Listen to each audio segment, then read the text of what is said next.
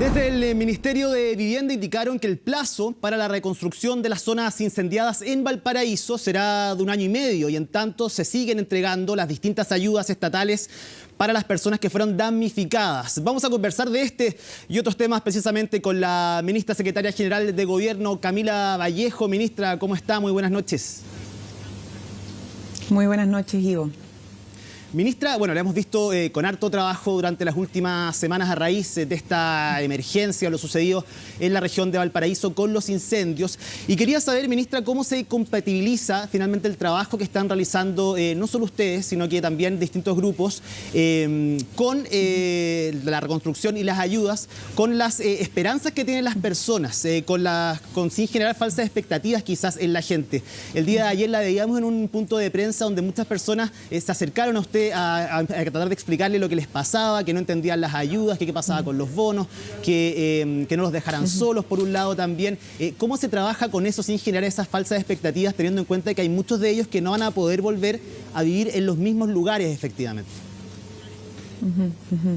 Sí, eso es muy importante, ¿no? Porque en estos procesos que son tan dolorosos para las familias, estamos hablando de que han fallecido varios compatriotas por este incendio, hay gente que vio directamente cómo se produjo esto, que se vio afectada, que perdió un familiar o que tiene familiares en los hospitales siendo entendido porque tuvieron quemaduras graves. En estos contextos es importante no solamente estar en terreno, acompañando a la familia, escuchando, sino que también entregando una información clara y precisa, porque es muy natural que por angustia o desconocimiento, incluso por mala intención, se propague y se entrega a través de redes sociales o porque alguien escuchó de otra persona, que escuchó de otra persona, información que es cerrada o imprecisa. Entonces, que en esto yo quiero ser sumamente responsable. Nosotros, si tuviéramos que dividir todo esto en etapas, diríamos que son 3 etapas a grandes rasgos. Uno, la primera etapa, los primeros días, que fue el combate al incendio y poder ir e identificar los cuerpos para que el servicio médico legal pudiera estudiar, identificarlos y entregárselos a las familias. Y ahora estamos en la etapa principalmente de las ayudas tempranas y todo lo que es lo transitorio que nos prepara para el proceso de reconstrucción, que es la tercera etapa. Entonces, ¿qué es lo que se ha hecho? Es restablecer servicios básicos, el de telecomunicaciones 100% restablecido, en lo que tiene que ver con la electricidad en cuanto a la red de mediana y baja intensidad 100% restablecida, también el transporte 100% restablecido y lo que tenemos pendiente en esta fase de la emergencia en materia de servicios básicos, bueno, también el agua y aquellos arranques de agua para que la gente tenga agua en sus sitios. A través de estanques también, en lo que es la iluminaria pública, que esperamos cerrarlo lo antes posible porque depende de los oferentes privados para poder instalarlas y que tengan seguridad también en las calles con la iluminación y no solamente con los efectivos militares y policiales que van a estar además un mes más, que algo fue muy importante aclararle a la gente porque ellos creían que las policías y los militares se iban a retirar este viernes y por eso estaban muy asustados, porque tienen miedo de dejar su sitio a sus hijas y que puedan robarles o que puedan atacar a sus familiares o que se pueda producir otro incendio. Entonces, eso hemos transmitido, la tranquilidad y la seguridad de que el estado de excepción va a continuar y de que estamos trabajando intensamente el COGRI, del Jefe de Defensa Nacional y los servicios correspondientes para la iluminaria pública. Además, esta etapa ha implicado asegurar las condiciones para volver a clases. La próxima semana tienen que los colegios abrirse para recibir a las comunidades educativas, recibir a todos los niños y niñas y particularmente también a los que fueron afectados por los incendios. Eso ya, como lo comprometimos, está prácticamente listo. De los 9 albergues que teníamos de establecimiento educacional ocupados la semana pasada, queda solo un establecimiento educacional que es usado como albergue, el resto ya está en proceso de habilitación para la próxima semana. Se están transfiriendo ya los bonos para la compra de uniformes escolares de los niños, que son 100.000 pesos a cada familia que llenó la FIDE y que fue afectada, y también los kits de escolaridad que van a estar en los colegios cuando los niños lleguen, que son los materiales, los cuadernos, la mochila, entre otras cosas.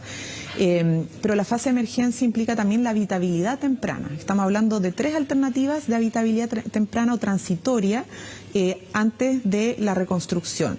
Hay gente que está en hoteles, que son los grupos prioritarios, los de mayor dependencia, adultos mayores con grados de dependencia mediano severa, mujeres embarazadas o incluso mujeres de albergue que tuvimos que reubicar también en hoteles que eran madres solteras con niños menores de edad. Está el bono de acogida, que ya se ha entregado a 6.900 más o menos hogares para que puedan sostenerse en este tiempo porque están en otros lugares o incluso los propios sitios necesitan los recursos para sostenerse. Y también se está avanzando en lo que es la vivienda de emergencia por parte de Senapred, se han ido instalando y lo más importante es que hoy día hubo un despliegue masivo en Villa Independencia, justo el sector que usted comentaba donde estuvimos. Porque preguntaban mucho sobre la vivienda de emergencia y hubo un despliegue masivo de funcionarios del Senapred que levantan la información de los sitios para hacer el check de en cuál se puede instalar ya la vivienda de emergencia, por el espacio, por la planicie y porque reúne las condiciones de la ficha FIBE y por lo tanto el proceso con la empresa de instalación va a agilizarse después de ese levantamiento en este sector y además se cubrió de hecho Quilpué, un sector importante. Y hay un plan que ha trabajado el Senapred para que la gente tenga certeza de cuándo y cómo se instala su vivienda de emergencia en la espera de la reconstrucción definitiva. Y lo último que le digo es que para la etapa de la reconstrucción, el ministro Montes, claro, decía que 1 año y medio más o menos para no jugar con las expectativas, pero la idea es partir cuanto antes. Entonces, todo aquel lugar donde después de presentado el plan de reconstrucción al presidente de la República se pueda comenzar con anticipación, se va a comenzar con anticipación, porque como lo ha dicho el presidente, no queremos que nadie se quede atrás, que la gente entienda las etapas que requiere esto. En el proceso anterior que tuvimos más grave en nuestro país, que fue el terremoto y tsunami, el plan de reconstrucción se presentó en agosto, 6 meses después, nosotros lo vamos a presentar ahora en marzo, justamente porque nuestra idea es partir cuanto antes con eso y que la etapa de la transición sea lo más corta posible. Sí. Ministra, bueno, están todas estas etapas de ayudas tempranas, de reconstrucción también, una proyección a largo plazo, como indican desde el Ejecutivo, pero también va a haber una etapa donde se hay que buscar las responsabilidades de esto. Hay distintas hipótesis también acerca de cómo se produjeron estos incendios, pero le quería preguntar específicamente por la responsabilidad de los municipios, independiente de las querellas que se han presentado y sin individualizar específicamente a ningún alcalde o alcaldesa, pero ¿cree usted que igual los municipios tienen algo de responsabilidad en esto, en el sentido de no haber actualizado quizás los planes de emergencia, las vías de evacuación, la actualización de los planes reguladores también? Hay también responsabilidad de los municipios en ese sentido. Obviamente nadie midió y nadie podía, no estaban los planes de nadie que esta tragedia fuera de esta forma, pero evidentemente con mejores planes quizás se podrían haber salvado algunas vidas. Mire, yo no estoy aquí para establecer responsabilidades políticas anticipadamente porque hay procesos de auditoría que ha instruido el Ministerio de Agricultura y también el Ministerio de Interior para ver cómo funcionaron los procesos establecidos por ley frente a estas emergencias. También hay una investigación de carácter penal. En fin, o sea, lo que yo les puedo decir es que aquí el Estado tiene una institucionalidad que hace muy poco fue creada y actualizada por parte del Congreso Nacional, que es el Senapred, que el funcionamiento de los COGRI. Eso ha mandatado obviamente a una actualización hacia abajo también a los gobiernos locales. No todos han podido actualizar sus normativas para ajustarla a la nueva. Esos son procesos a veces que requieren su tiempo. Los estudios, por ejemplo, de riesgo a veces demoran porque después de cada catástrofe vienen las actualizaciones de los planes de riesgo, de remoción en masa, de inundación, de tsunami, de incendios, y eso es un proceso que va a tener que venir también. Pero lo importante acá en esta etapa es, lo más urgente es que levantemos a las familias que fueron afectadas. En eso estamos al 100% y también entendemos que hay una labor, lo hemos dicho públicamente también, del Ministerio Público para poder dar con los responsables del incendio, entendiendo que hay una hipótesis que es la más, diría yo, la que consideramos más posible, más probable, que es la intencionalidad del inicio de estos incendios, algo que va a tener que corroborar, descartar o comprobar el Ministerio Público, pero eso también es una tarea de otro poder del Estado en estos momentos. Yo creo que ahora lo fundamental es que tanto la autogestión, la solidaridad de las organizaciones, de la gente, el mundo privado, el Estado a nivel local, regional y nacional, estemos trabajando de lleno, en conjunto, organizadamente, para sacar a las familias de la región de Valparaíso adelante, apoyarlas, acompañarlas y que puedan, obviamente, si bien no se van a recuperar las vidas perdidas, sí, recuperar lo más posible sus viviendas, sus fuentes laborales y así empezar a recomponer también su estilo de vida. La llevo a otro tema, ministra, el tema del secuestro, uno que ha estado bien debatido. Es evidente que hay una investigación secreta, acá no se pueden entregar muchos detalles, pero le quiero preguntar si es que se han ido despejando durante esta semana algunas de las hipótesis, que son muchas las que hay acerca de la situación que ha ocurrido. Y se lo pregunto porque la ministra Carolina Toá dijo el día de ayer en una entrevista que hay avances significativos. ¿Esto querrá decir que quizás se han ido despejando algunas de las hipótesis iniciales acerca de este caso? A ver, mire, lo que pasa es que es importante explicar esta situación. La ministra, claro, señala que hay avances significativos, pero nosotros no podemos dar detalles de en qué consisten los avances de una investigación que el Ministerio Público determinó de carácter secreta y reservada. No podemos porque estaríamos incumpliendo una definición de otro poder del Estado, ¿no? Y esa definición que hace el Ministerio Público tiene como principal objetivo garantizar el éxito de la investigación. O sea, cuando este poder del Estado, que es el que investiga casos de esta gravedad, determina el secreto, es justamente para resguardar la integridad de la persona, de las víctimas o de sus familiares, y también dar con el paradero de los responsables de este delito, ¿no?, que ha conmocionado y ha preocupado a todo el país, partiendo por el gobierno, que ha hecho distintas diligencias para apoyar ese proceso. Pero no podemos nosotros ir descartando o inclinándonos por hipótesis o dar señales de hipótesis que está de cargo del Ministerio Público, poder ir dilucidando de manera reservada, ¿no?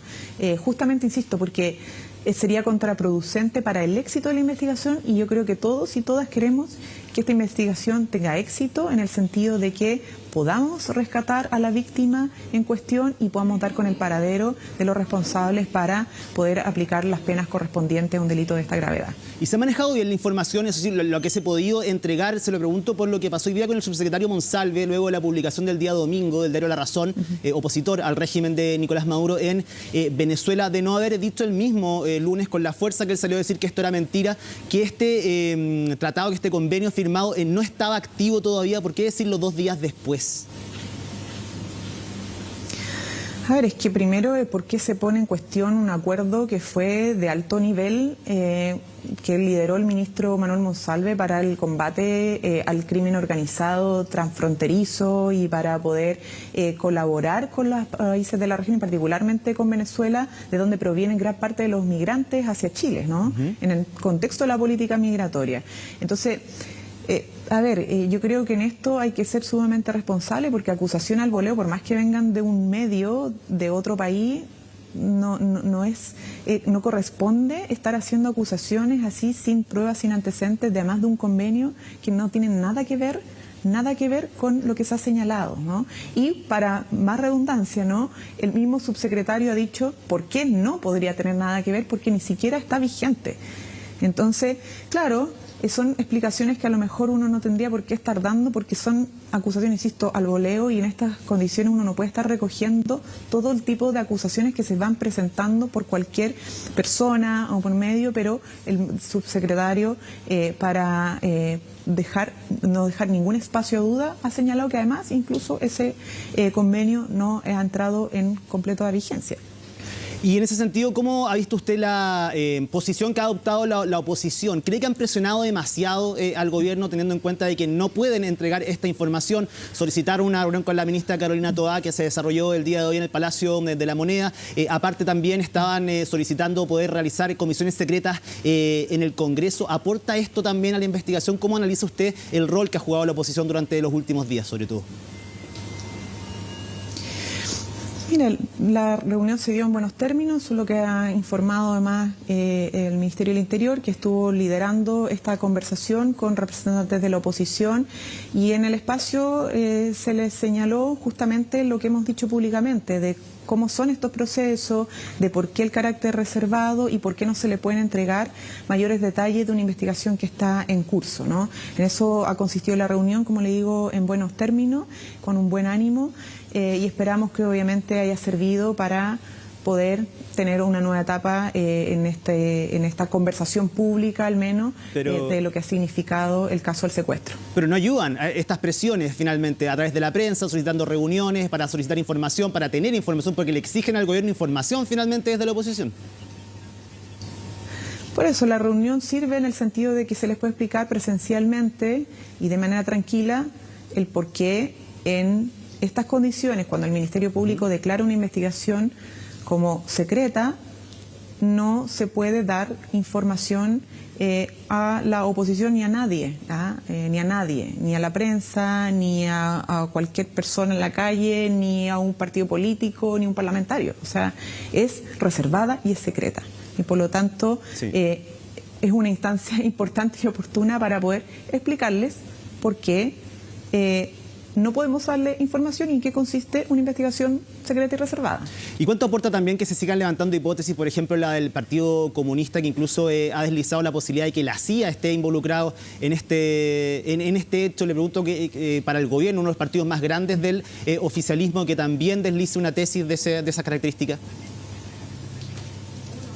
Mira, como le dije anteriormente, han habido distintas tesis, distintas hipótesis. Nuestro deber es no inclinarnos por ninguna, ni confirmar, ni descartar, ni inclinarnos por una u otra, porque no contribuye al resguardo del carácter secreto que tiene esta investigación.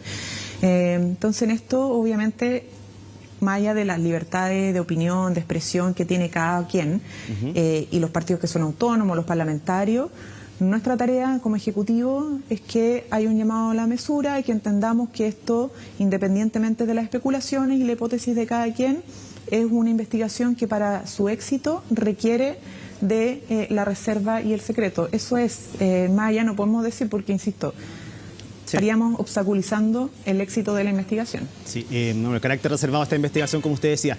Ministra, van a cumplir 2 años de gobierno, se acerca un nuevo 11 de marzo. Este viernes hay un consejo de gabinete importante en el Palacio de la Moneda, con el retorno del presidente de la República. Este es el equipo con el que comienza en el segundo tiempo. Mucho se habló de cambios al final del año pasado. ¿El presidente confía en este equipo para liderar este segundo tiempo? Bueno, eso es algo que determina el presidente, no yo, y es parte del ABC. Yo creo que cada año o en cada momento político difícil, la oposición, algunos sectores pidan cambio de gabinete. Podría suceder, ¿no? No sería algo nuevo, pero la tarea nuestra es no solo ver el cumplimiento de las distintas carteras ministeriales a los compromisos programáticos y las tareas que han tenido que enfrentar en estos 2 años de gobierno, sino que también lo que es el plan para este año. Para el primer semestre tenemos una agenda legislativa importante, tenemos grandes tareas, como lo es sacar la reforma previsional, el pacto fiscal, resolver lo de la ley de ISAPRE, entre otros ámbitos, y también efectivamente dar certezas del trabajo que vamos a desplegar. Algunos dicen que si no, lo que no hiciste en los 2 primeros años no se va a hacer.